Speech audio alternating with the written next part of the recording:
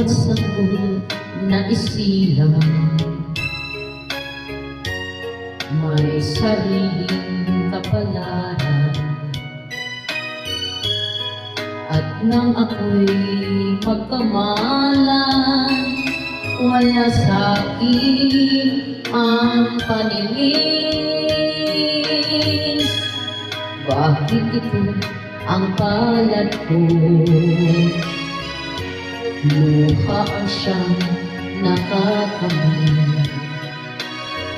Nagtatanong sa may kapal kung ba't ako nagkaganito.